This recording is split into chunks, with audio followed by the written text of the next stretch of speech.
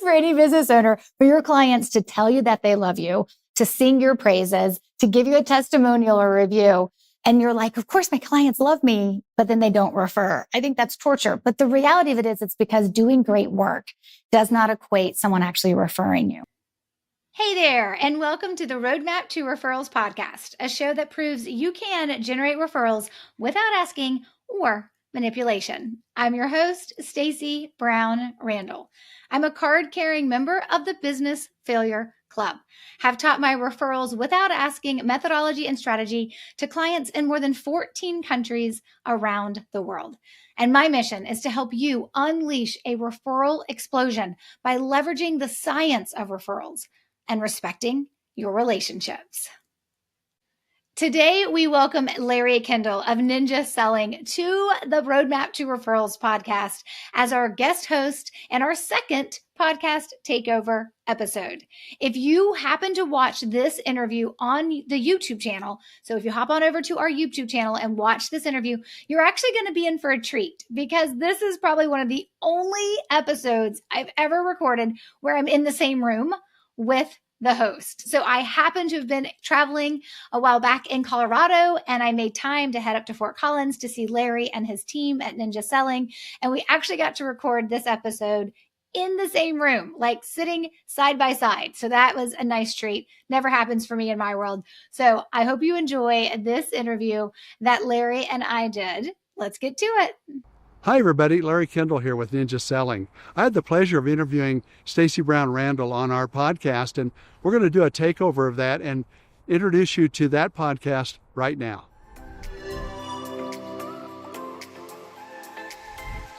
Hello, Ninjas. Thank you for joining us. Larry Kendall here. And let me ask you this question. How many of you would like to increase your number of referrals? Well, most of us would, because that's what's the engine that really drives a top producer's business. We are very fortunate today to have somebody who actually wrote the book on generating business referrals without asking. And it's a great pleasure for me to welcome an online friend, Right.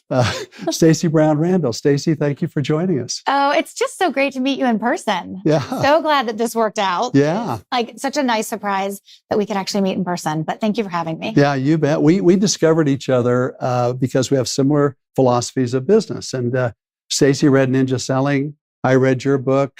It's a natural fit.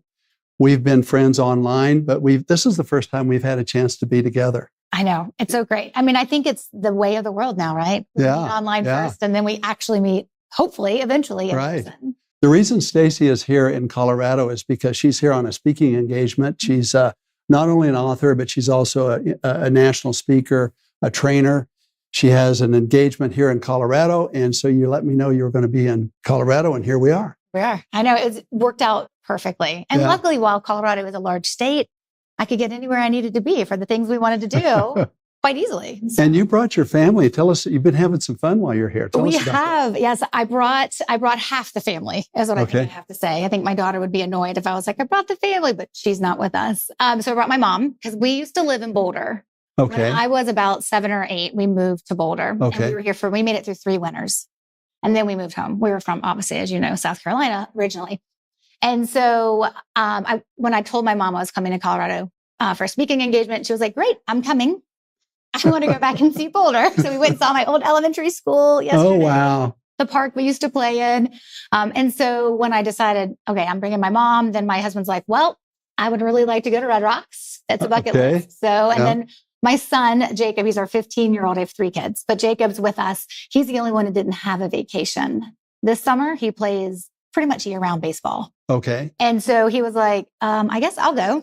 Uh-huh. So he was like, I don't have any vacation. So he's with us too. And he's being a real trooper, going to Red Rocks with us, which he loved. And then the Colorado Rockies game. And wow, you guys, you were going through your list of, you're seeing Colorado. Yeah. And it's great to have the family with you. In a week. Yeah, you bet. Yeah. Well, we're just grateful that you're here. And I want to go deeper in the book. But before we go there, I'd like to know your background and how did it evolve? And what did you do before? And what was your inspiration then for writing the book? You know, it's interesting. I always say that I have a portfolio career. There's nothing in my 20s or 30s that would have ever led me to believe that someday I would be sitting here talking about a book that I wrote on referrals. It was like nothing could have been further from what I thought I was going to do. I mean, when I went to college, it was because I wanted to be the next Katie Couric. Like that was the plan. I was going to. Well, I could see where you could do that. Thank you. I was going to be a broadcast journalism major. So I majored that in college. And then I decided, no, I don't want to do that. Of course, my parents were like, what did we just pay for a degree for? But the communications part of that stayed with me forever. And so really a portfolio career working for like the Charlotte Chamber of Commerce, working for a local magazine. I got into HR a little bit.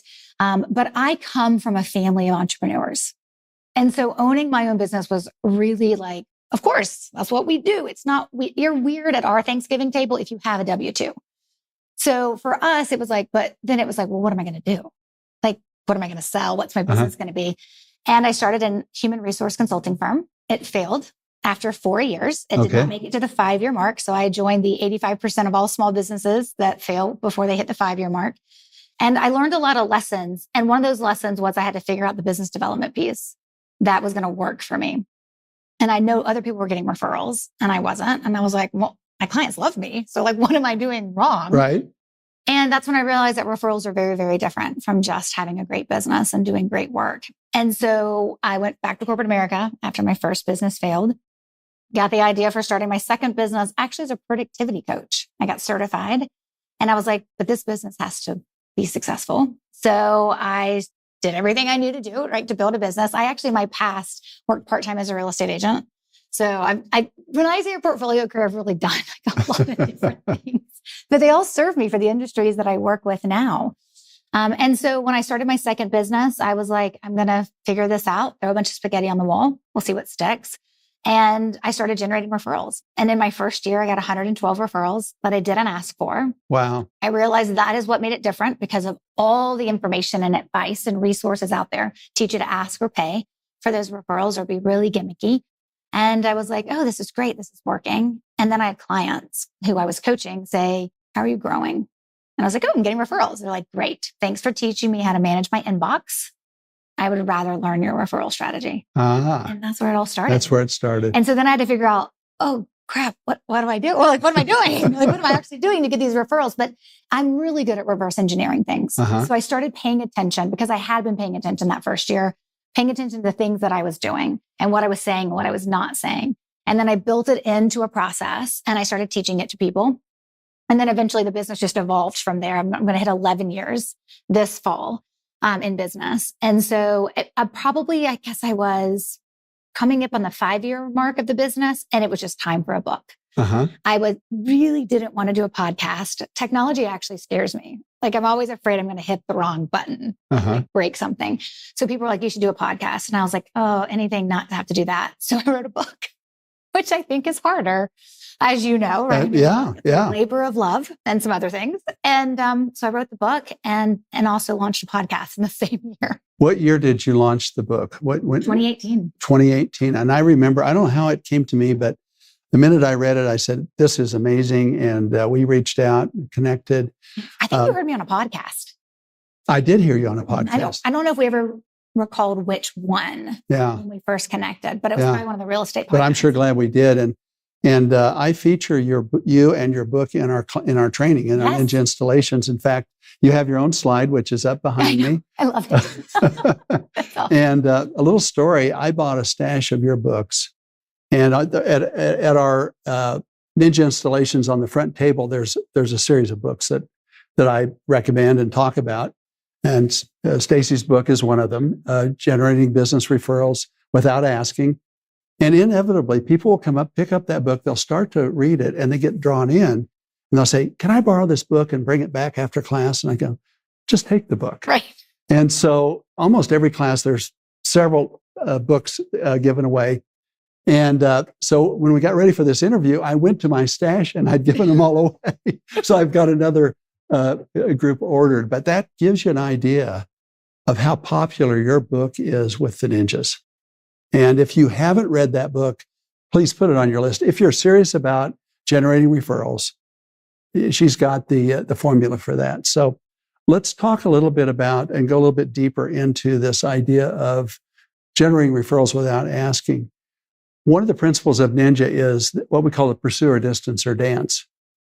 And that the minute you start chasing somebody, they will start to distance from you. And the minute, my experience is if you're at a soccer game and you're walking up and down the sidelines asking the parents, do you know anybody that wants to buy or sell? Do you want to buy or sell? Can you refer me somebody who wants to buy or sell? What are they going to do? They're going to put up the shield or they're going to try to distance. And so that is not the way to generate referrals. And we've known that at Ninja for a long time. Now Stacey comes along, does the research, writes the book, proved it in your own business. Yes. And so tell us a little bit about, go a little bit deeper, give the ninjas kind of a quick, I guess, book report, if you would, on how do you generate referrals without asking? So what I love about the work that I do and the work that you do is that they're all relationship based. Yes. Right? When you talk about staying in flow and asking forward questions and things like that, it's about to know the other person. It's to understand the other person. Yet we recognize there's a business at the end of it, right? You guys want to sell homes, right? From that perspective. And so I think from there though, it's when people can like take one step back and be like, you know what I'm building is a relationship based business.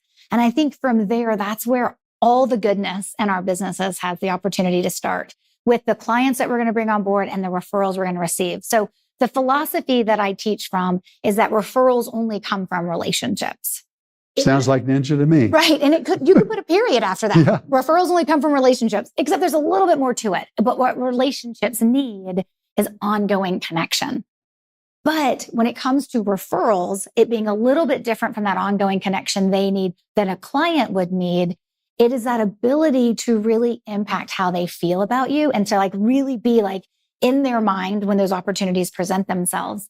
Because you only control the desire for someone to refer to you. I mean, you probably know this statistic, but how many real estate agents or realtors are like licensed? Colorado, about a million and a half, you know, there's a lot of. Do you know how many choices that means people have? Yeah. And I love you have this statistic in your book is like people know like about 12 real estate agents at any. Well, you remember the book. Yeah. I do. Because, sometimes when I'm actually presenting to real estate companies or if I'm actually on a real estate podcast, I always like to like mention those things because I think it kind of makes it more like, oh, right. Remember the stat. I've got so many choices when I want to decide who my real estate agent is going to be.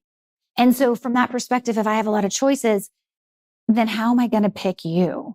Right. As the realtor that I would choose to refer when a neighbor or a friend or a colleague or a family member needs help. And so the way that we teach referrals is that it is based on referrals come from relationships, but relationships need ongoing connection.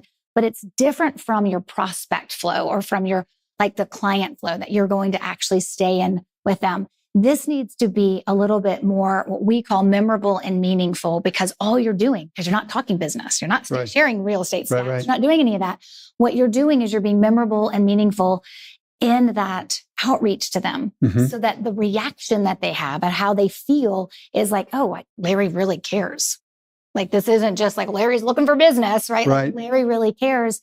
And then we teach a very specific way that we use the language piece, the referral seed piece that I teach. So it's the outreach that we do that's memorable and meaningful. Usually most folks are doing about 6 to 7 times a year to their existing referral sources, but it's paired with the right language that has them understand that we appreciate them and then also has them thinking about us from a referral perspective. Memorable and meaningful. You know, Terry Johnson, one of our ninja instructors, she puts it this way: we just need to love on our people. We need to be a good person. And be a good person, love on them, make memorable experiences for them, meaningful experiences for them. You mentioned we need to use the right language. Can you give us an example? Yeah. So, you know, when most of the time when you're on an on-hold message and you hear the same marketing spiel like over and it's on repeat or whatever, eventually at some point you're either going to probably more than likely tune it out, but maybe you'll remember it later. But more than likely, you're just going to tune out. You're not really paying attention to what they say. Most of the time when I say we need to plant referral seeds, what people think I mean is just always saying, thank you for your referrals. Thank you for your referrals. That's not it at all. Yeah. When we talk about the language we want to use, we do want to plant the idea that we value their referrals and we appreciate their referrals, which means the language looks different for someone who's never referred you. And so from that perspective, it is about talking about your business from a referral perspective, but the cadence matters. How often you do it matters. And then if it's direct or indirect referral seed planting that you're doing, Mm-hmm. the language piece is, I always know when a client of mine is like, oh, they got it. They don't need me anymore. They're about to graduate. Is because they can figure out, they know how to write the formula for the language they want to say themselves. Mm-hmm. And it's just that idea of it always comes from a place of gratitude. There's always a connection to why am I sending this to you, saying this to you, doing this, and making sure you understand that I appreciate your referrals, but that's not the main part of the message. Mm-hmm. It's almost sometimes like an add-on. Sometimes it is a direct thanks for your referrals. Mm-hmm. And sometimes it's not. And so it's not so much like, here's the one sentence we use. Right. There's a multitude of ways that we use that language, direct and indirect, and when we plant it and when we don't, and the cadence to it behind it. But it really is the things that we're saying when we are building that relationship. Would you say that when we're creating a memorable experience for them, doing something for them, loving on them, that's a referral seed, what you call a referral seed? As long as you're actually using the language with that. Okay. Yes. Give me an example of using the language. So here's the easiest one, I think, and people can go use this today. This is the best one for them to say, is actually how I teach people to write a thank you card. Okay. Most people are going to, if they receive a referral, most people are just going to say, thanks for your referral. There's actually nothing wrong with that. Right. There's fundamentally nothing wrong with that. But or they'll say, thanks for your support.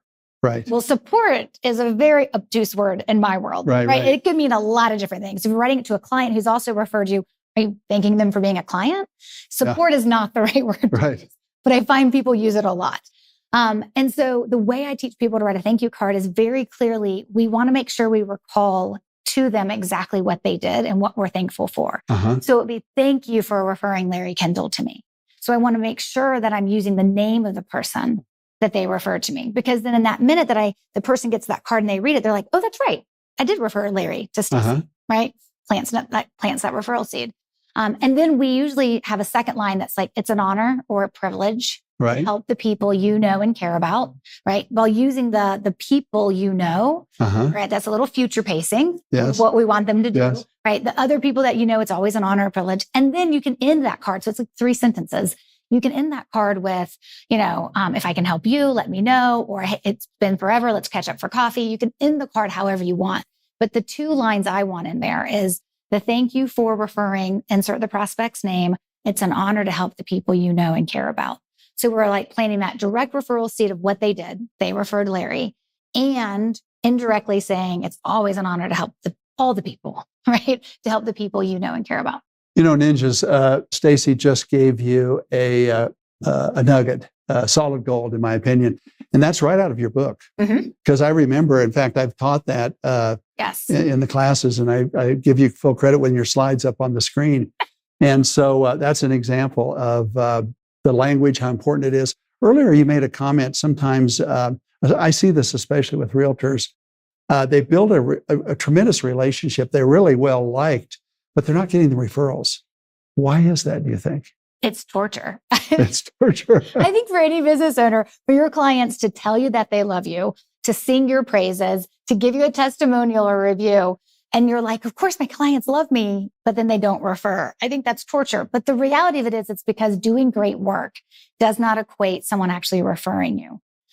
We all are built with the ability to want to help someone, right? But the problem is helping someone with a referral isn't about you getting a new client. And that's where the disconnect always happens. People think, oh, I ask for referrals because that's how I'll get a new client. But when someone refers you, they're helping someone else who has a problem. Right. And they're referring them to you because you can solve the problem. You're just the solution provider in the cast of characters, and you're the least important, at least in the beginning. And so the referral source is really the hero helping someone. So when people are having this amazing client experience with you, right, they're focused on themselves. And what we need them to do is start thinking about the other opportunities that will happen out there. Will they have that opportunity to sing your praises? But if they don't actually understand, right, and if they don't actually understand how to make that connection back to you, those referrals aren't actually going to happen. So we teach it a couple of different ways. And what we always tell folks is sometimes it's just the right people. You'll just get blessed with somebody who comes in to work with you, and then all of a sudden they're like referring you left and right. And you're like, what'd I do? And I'm like, nothing. I mean, other than that, you did great work. That's how they're built. That's a minority of people. They're not unicorns, but that is a minority of people who are built to refer. What we have to pay attention to are hot zones within your business of where there's the moments that people are more likely to consider referring if the opportunity presents itself, and making sure we have touch points there that are speaking that same referral seed language, but it's repeatable. What would be an example of a hot zone in real estate? Okay. So this is one of my favorite. So I teach this thing called an expectation map. I know lots of businesses have different versions of them, but for me, it is when I decide to work with you, I'm going to make a lot of assumptions about what this is going to look like. And if it's the first time I've ever worked with you, I'll make a whole lot more assumptions of what this is supposed to look like. And the best thing you can do to set your clients up for what we call a referable client experience is to show them how it will go, right? Visually represent, here's how the buying process works. And here's all the ways it can go wrong, because it probably will, right? You could find yourself in a multiple offer scenario, right? Or here's how it should look to sell your house. And it's a visual, think like a Candyland board game. That's how I teach my clients to build them. They don't have to be that fancy, but we literally build an expectation map of like, here's where you're starting and here's where we want you to end. And here's all the things that are probably going to happen and may go wrong. It gives the business owner that opportunity to talk about the things that you probably don't want to talk about because they're all mapped out when things go wrong. But if you visually make it appealing to me, I'm going to remember it. I'm going to be able to recall it. And when I go crazy as a client thinking, why is this taking so long? Or why have we put in offers 14 houses and we've lost them all? You can remind me, remember we talked about this? It's right here at this point. This is where we are. And it just kind of helps a client reset their expectations. Okay. So that's a touch point that I want my clients. It doesn't matter what type of client they are. They build that from the criminal attorney to the real estate agent to the interior designer. They build out an expectation map. That's part about just having a really good client experience. And then you use it, right, with your clients. The way to turn it into a referral seed moment, though, is in those moments when they're looking at all this, be like, listen, as you're going through this process of buying a home or selling your home, you're probably going to show this to other people when they talk about where are you in the process? Because you're going to give this. It's a printed map, right? You can do it electronic, but you really got to do it printed. Like, you're probably going to share this with someone else to kind of have them understand this process that you're going through. So if you need another copy, right, because you're just having to be sharing it with somebody else, please let me know. I can give you as many of these as you need, right? I never said the word referral. I never said you're going to give this to somebody who probably needs to buy a home with me, right? I just kind of put it out there. I use the word future pacing a lot, right? We kind of just future pacing to the idea that you probably will give this map away and you probably will need another copy. And then, of course, your logo is on it and that kind of stuff, right? I mean, it's obviously branded, but it's just an easy way. But the heart of that expectation map is for your client to stay a good client. The additional benefit of that is that you also get to plant a referral seed. We don't do the expectation map to plant the referral seed. We just use that as an opportunity to be able to do it. Where on the expectation map then would be the hot zones? So in the expectation map, that's forward facing. So if the client sees it. So there's a lot of things that happen from a business perspective in the back end that the client wouldn't see. So I wouldn't reveal on my expectation map other potential hot zones. But the giving of the expectation map, I'm like, hey, we're starting to work together. This is what this is going to look like. That whole process is a hot zone. That's a hot zone. Yeah. Right. And I actually tell folks, I actually use my expectation map. So when clients come to work with me, at least in my 2 higher level programs, my coaching and my VIP, I show that expectation map in the buyer's journey. Like, hey, if you decide to work with me, this is what this is going to look like. And then they get it again, multiple times, actually, once they say yes to working with me. It's just how we manage expectations. Right. It's how we show them how it will go visually. And then also you can leverage that opportunity too. Let me ask you this, the ninjas, well, first of all, referrals are a huge opportunity. The other number, and I don't know if this is in the book, but in the United States, homeowners know an average of 4 people who will move this year. So if you have a database of 200 households, they potentially know 800 people who would be moving. Now, technically, some of them know the same people, so it's probably not. But the point is, it's abundant, the referrals. If you can figure out, how to earn those referrals and how to plant the referral seeds, et cetera, et cetera. So you're onto something huge here for the ninjas. I think that it's part of as they put in the ninja way, right? It's just And I think this every time I work with I have somebody who's been through Ninja that's in one of my coaching programs. Okay. I think this every time. I'm like, oh, wait, you're Ninja? Okay, let me tell you how we're going to put some things into place here because I already know how they're showing up. I mean, no disrespect to all the realtors out there, but most of the time, not all the time, a lot of times when real estate agents come to work with me, we have to clean up their database. We have to do a lot of you're not even categorizing people the right way. You can't be a referral source if you've never actually referred, unless you're a potential referral source. And not everybody in your database should be a potential referral source because you can't create relationships with that many people at one time in the way you need to get them to put the trust on the line to actually refer you. Yes. And so we do a lot of database cleanup. But anytime that I have a Ninja that comes into my program, I'm like, oh, okay, I already know what you're doing and what you're thinking. And here's the areas I want to be able to kind of add a little extra and do little extra things. And I think that it just flows together so nicely from your work to my work, which is nice. Which is great, which is why we're sitting here. Yes. Share with the Ninjas a little bit more about, in addition to the book, you have a coaching program, you have a podcast, you have what I call a system, online classes. Share a little bit about what are the resources that you offer. Yeah, I always tell folks the book is a great place to start. And the second book will be coming out September, fingers crossed, of 2025. I actually have to get the manuscript in on time for that to happen. So the books are always a great place to start. And then my podcast is Roadmap to Referrals. We drop a new episode every Tuesday. Haven't missed a Tuesday in almost 6 years, or maybe it's now 6 years. I don't know. It all runs together. We're over 300 episodes. And so the podcast and the books are great places to start. When people are ready to dive in with me, there's 3 ways to work with me. The first one is I actually have a program. It's an online, it's a self-study course. It's called Your Next 5 Referrals. Okay. It's the things I wish people would have in place before they take the step to actually work with me. Okay. So the first step is the online 5 steps. Your next 5 referrals. Yeah. Your next 5 referrals. It's like the tracking and the knowing how to write a thank you note and the knowing what to do when a prospect who's been referred to you ghosts you. Just the basics that I wish people would have in place. Okay. Then if you're that could be all you need, right? And so there's the Your Next 5 Referrals online course.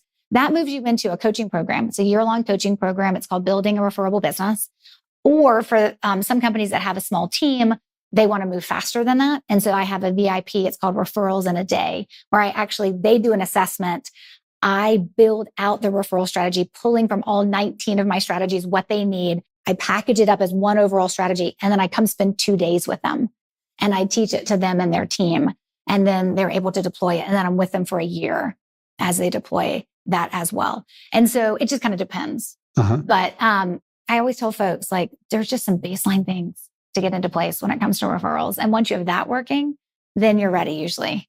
You're making a huge difference in the industry, the business world, with what you're doing. And I just am so honored that we're together here. Mine. Yeah, I was going to introduce you as one of my great friends, although this is the first time we've met.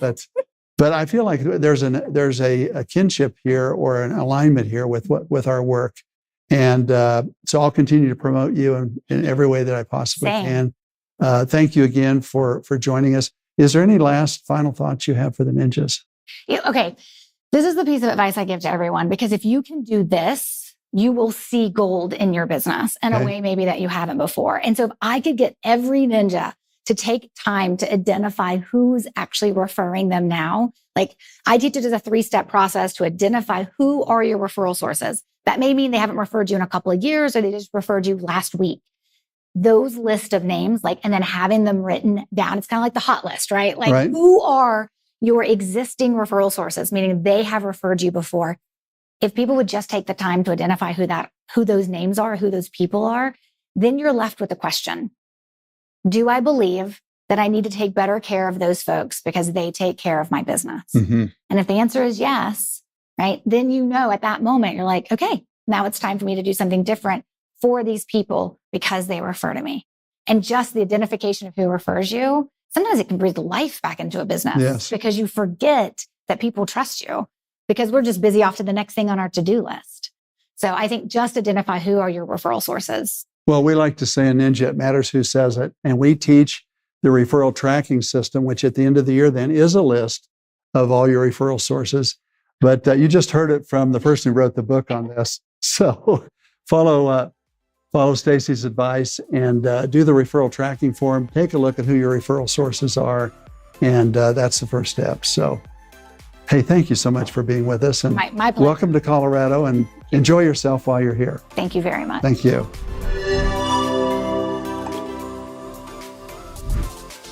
Thank you so very much for joining us. Please check us out at ninjaselling.com. I hope you enjoyed this episode, and don't forget to show Larry Kendall, our guest host, some love by checking out his podcast and, of course, more information on his business on the show notes page at stacybrownrandall.com/367. We are back next week with another great episode created with you and your needs in mind.